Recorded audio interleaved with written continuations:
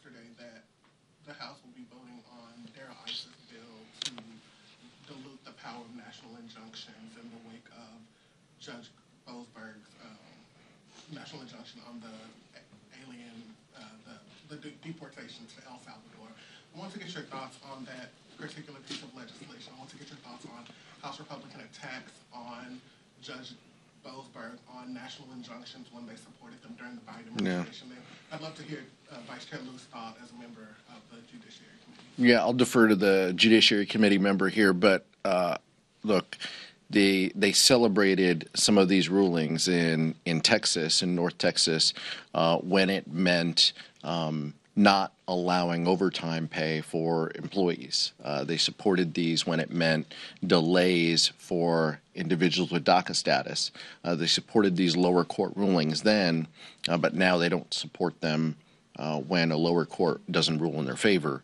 The Supreme Court Justice, the Supreme Court putting out special notice indicating there is a way to combat this. This is the appellate process.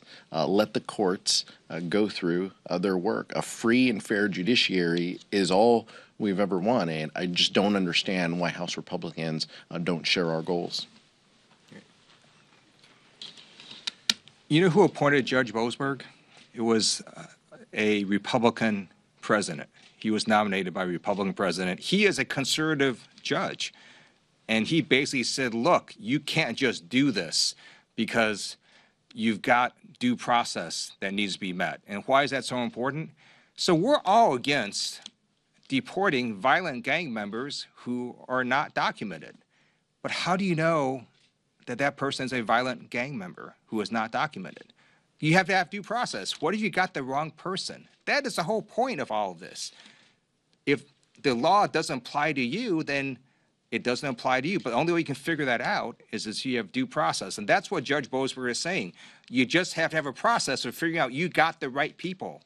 And the Trump administration did not have that process. In terms of nationwide injunctions, Chairman Aguilar is right. If you don't like it, you appeal it. And then you have appellate court weigh in. And then if you don't like that, you have the Supreme Court weigh in. That's how we do it in our system of justice. Cassie.